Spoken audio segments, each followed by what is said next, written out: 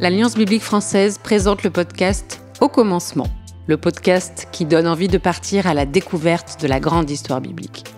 Si vous l'appréciez, n'hésitez pas à le soutenir avec vos dons en suivant le lien dans la description de cet épisode.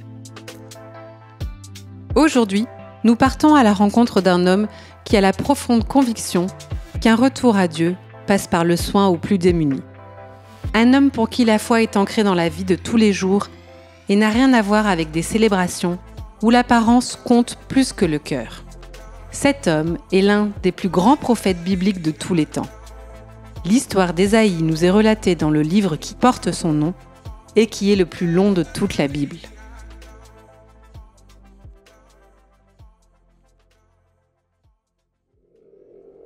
La Bible, c'est souvent des histoires d'engagement entier envers Dieu. Des rencontres avec Dieu qui changent le cours de la vie. Les appels sont différents pour des saisons, des missions spécifiques et d'autres pour toute une vie. Mais commençons par le commencement, découvrons ensemble cette petite histoire qui s'imbrique dans la grande histoire. Découvrons comment Ésaïe est devenu prophète.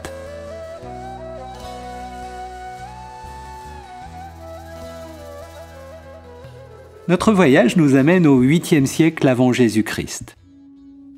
Depuis 2 siècles déjà, Israël est divisé en deux. Le royaume d'Israël au nord, le royaume de Juda au sud, et au milieu, une douloureuse ligne de démarcation. Blessures, déchirures et même guerres fratricides en sont les conséquences tragiques. Quelle honte, quel échec pour un peuple qui avait pour vocation d'être la lumière des nations.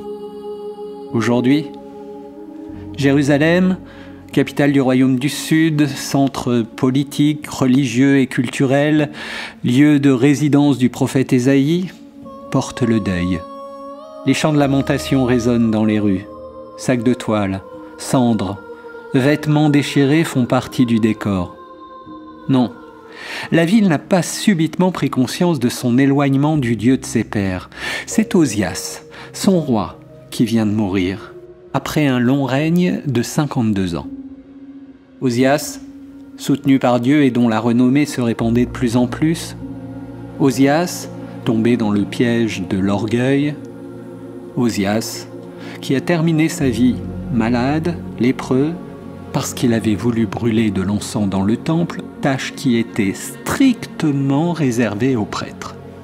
Il laisse à son fils Yotam un royaume fortifié et prospère qui contraste avec la désolation spirituelle qui règne partout et sur laquelle s'ouvre le livre d'Ésaïe. Le prophète n'y va pas de main morte. Il compare le peuple à un corps sévèrement malade. Toute la tête est malade et le cœur tout entier est épuisé. De la plante des pieds jusqu'à la tête, plus rien n'est intact. Tout n'est que blessures, traces de coups et plaies ouvertes que personne n'a nettoyées, ni pensées, ni soignées avec de l'huile.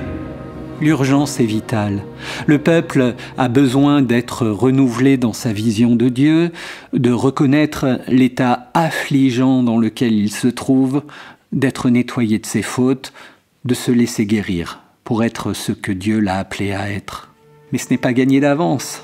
Le chemin sera long, très long et douloureux, pour Dieu, pour le peuple, pour Ésaïe aussi. L'année de la mort d'Osias est une année décisive pour le prophète. C'est une année qui changera le cours de sa vie pour toujours. Une rencontre, des paroles qu'il n'oubliera jamais, gravées dans son cœur, gravées dans ses oreilles, gravées sur ses lèvres même. Saint, Saint, Saint est le Seigneur de l'univers. La terre entière est remplie de sa gloire. Ésaïe se trouve dans le temple quand, soudain, le bas des rideaux du temple se met à bouger, tel un manteau. Abasourdi, il n'en croit pas ses yeux. Dieu lui-même est là, assis sur un trône immense, si grand que les bords de son manteau suffisent pour remplir tout le temple, de haut en bas. Et Dieu n'est pas seul. Des êtres étranges, appelés séraphins, des anges à 6 ailes pour se voiler et voler, se tiennent au-dessus du Seigneur et proclament ce message de la sainteté et de la gloire de Dieu. En Dieu, il n'y a pas de trace de ténèbres, pas même une minuscule ombre d'impureté. Lui est le tout autre qui tient souverainement l'univers entre ses mains. La voix de ces êtres zélés, symbole de jugement et de royauté, est d'une force extrême. Les portes du temple tremblent, mais elles ne sont pas les seules. Ésaïe aussi tremble de tout son corps. Tel Moïse devant le buisson ardent qui enlève ses sandales quand il prend conscience de la présence de Dieu, Ésaïe voudrait arracher ses lèvres. Quel malheur pour moi! Dans la lumière éblouissante de Dieu, une conviction déchirante traverse tout son être. Ses lèvres sont indignes de Dieu et il appartient à un peuple à la bouche tout aussi indigne. C'est l'heure de la vérité. Des lèvres indignes sont le symptôme que tout l'être est indigne, impur, malade. Personne pour ne rattraper personne.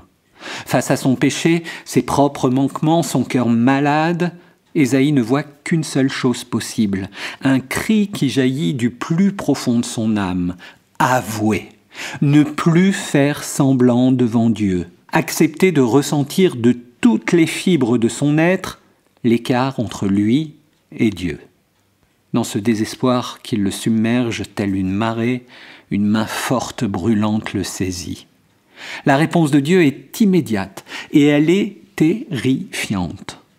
Un des anges vole vers Ésaïe avec une braise qu'il tient avec des pincettes, ce qui dit la chaleur dangereuse de ce morceau de charbon. L'ange l'approche à toute vitesse de la bouche d'Ésaïe. Au lieu d'être rassuré, le futur prophète est de plus en plus effrayé. Il sent l'air soulevé par l'aile de l'ange. La braise finit par toucher sa bouche. Ceci a touché tes lèvres, ton indignité est supprimée, ton péché est effacé. Ésaïe est guéri, purifié du mal qui le rongeait. Son fardeau n'est plus, ses fautes sont pardonnées. La tension se relâche, mais uniquement pour un court instant. Maintenant, c'est Dieu lui-même qui prend la parole. La guérison d'Ésaïe n'est pas pour lui seulement. Le Seigneur a un dessein plus vaste en tête. Le peuple a de toute urgence besoin d'entendre le message de Dieu. Il a besoin d'entendre un message connu d'une manière toute nouvelle. Il a besoin d'ouvrir ses oreilles, d'ouvrir son cœur à l'inouï, avant qu'il ne soit trop tard. Il a enfin besoin de prendre Dieu au sérieux. Qui vais-je envoyer? Qui sera notre porte-parole? Pour la deuxième fois, Ésaïe prend la parole, rempli d'une force nouvelle. Il ne discute pas. Il n'est pas traversé par le doute de la même manière que Moïse ou Jérémie. Il se rend immédiatement disponible. Me voici, envoie-moi. Quelle audace! Quel courage! Devine-t-il la nature de la mission que Dieu veut lui confier? En partie, sans doute. Être porte-parole, cela résonne en son fort intérieur. Il pense à Moïse et Samuel, à Élie, Élisée. Être messager, prophète, c'est encourager et exhorter. C'est appliquer la parole de Dieu à l'ici et maintenant et dénoncer l'injustice sociale. C'est oser des paroles, pas toujours confortables, des paroles de jugement aussi. C'est parfois prédire l'avenir, sans savoir soi-même à quel moment les événements se réaliseront. C'est lâcher prise. C'est se risquer d'avertir même quand la menace n'est pas pour demain. Être prophète, c'est également accepter d'avoir des ennemis, puissants qui plus est, et des ennemis spirituels. Malgré tout, Ésaïe a su répondre. « Me voici, envoie-moi. »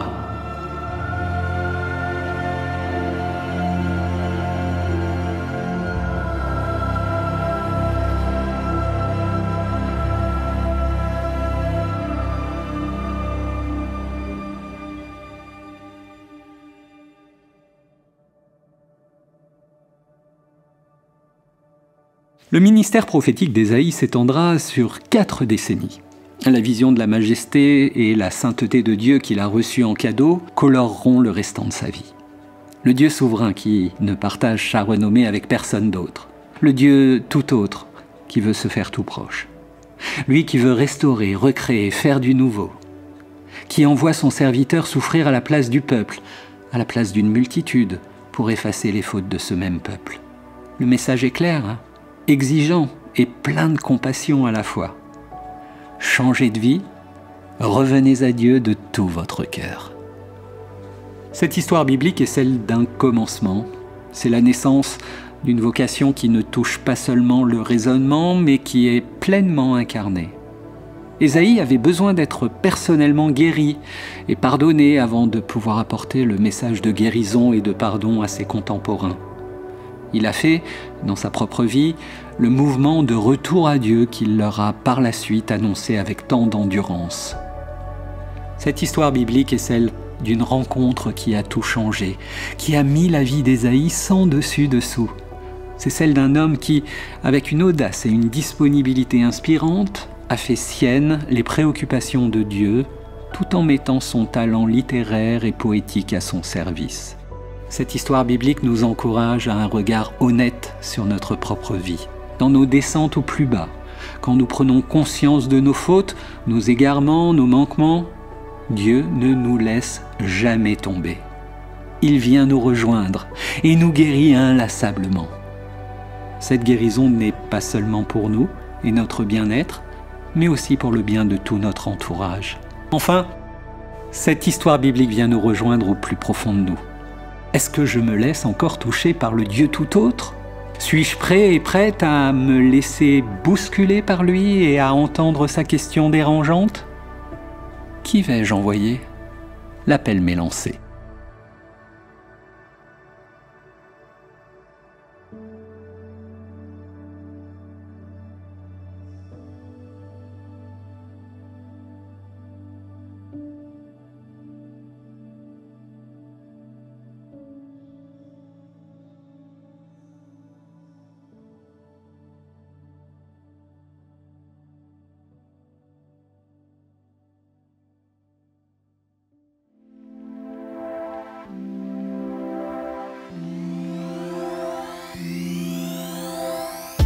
L'Alliance biblique française espère que cet épisode vous a inspiré.